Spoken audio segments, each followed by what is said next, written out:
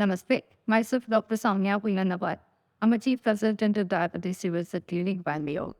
I'm over here today to talk on a topic, hyperglycemia. I have spoke about hypoglycemia, where the blood sugar is reduced in your blood than the normal ranges.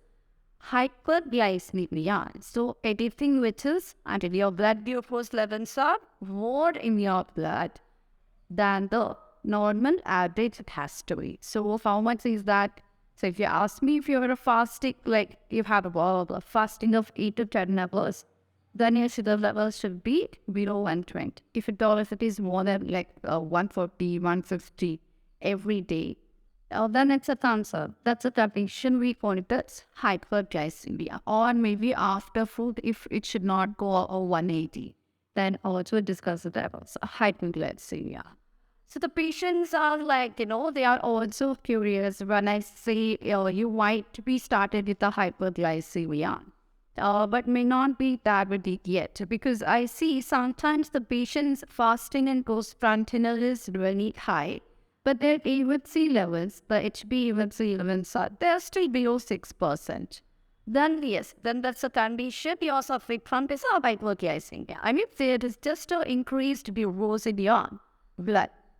So the people is also what are the major positive factors for that is, maybe I've talked to the patient when I get to know their history, they would have inactive lifestyle. They have a lifestyle maybe like a doctor's who since from morning to evening, they have a 30 days consultation, they just have an inactive lifestyle, they won't get or maybe any kind of a really bad stress, mental stress, or they have, because of the stress, this how people keep eating. They just can't stop eating.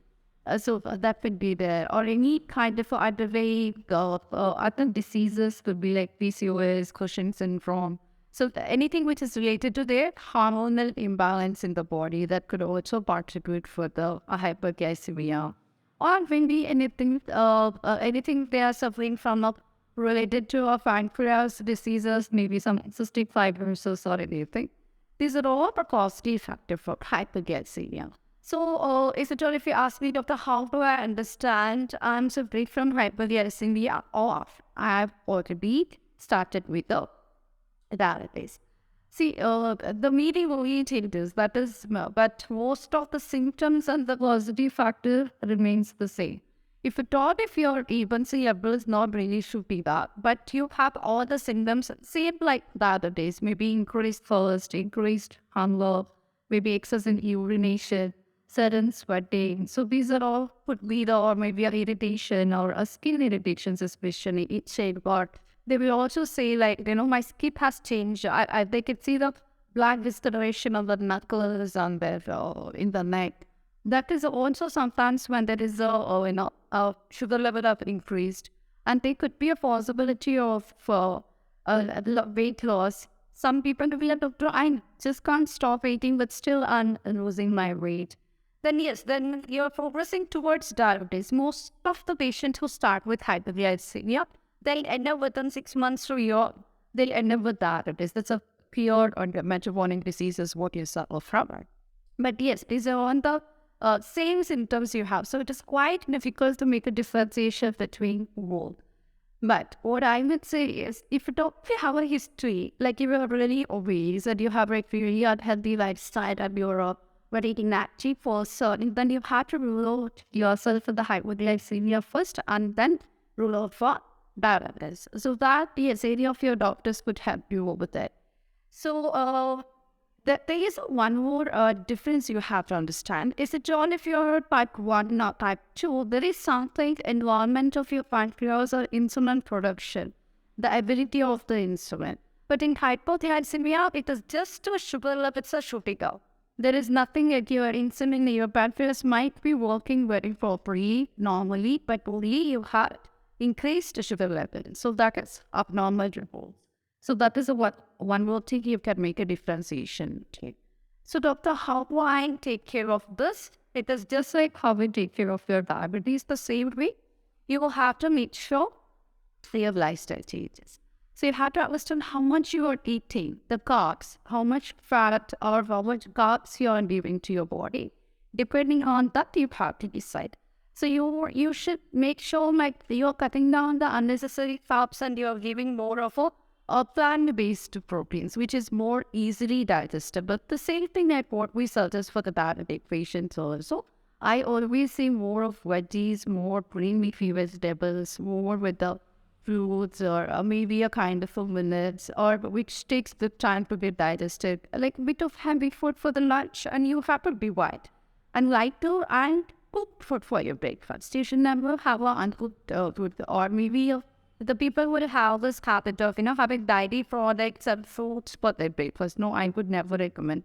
Whenever you are fasting like night after dinner, no, you're fasting for 8 to 10 hours. Then definitely when you are wanting the meat, the metabolism, the digestive fire is on and it's craving for something.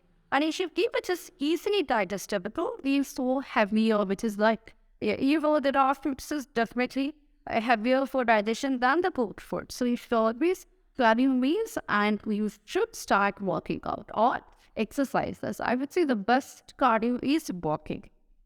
So start with this and keep a target of 3 months and monitor your sugar levels maybe at least once 50 days once. That if you start seeing some improvement, also do not the specific test whatever is advised for diabetes so that you have a differentiation. So you will understand whether you are at a pre-diabetic or it was just a hyperglycemia level, it has shooten up because of your any other lifestyle habits. So this is about hyperglycemia. So I have spoke about hyperglycemia also in my other videos and how to make because hyperglycemia, these are the foundation you both exist in diabetes and non-diabetic patients also. And most of the symptoms remains the same. So it is quite difficult for you to understand. And you should not be getting confused and going you should not treat yourself with any other unnecessary medications or just increasing your insulin on your own. Just don't do that. Or we seek a medical help if at all if you start feeling any of these symptoms. First, try to get diagnosed what exactly or what is your body suffering from and then go with the treatments or whatever the lifestyle teaches as required. Most of the time, you won't really need any aggressive treatment to treat this condition. It is just a lifestyle modification that should be more than enough. Thank you.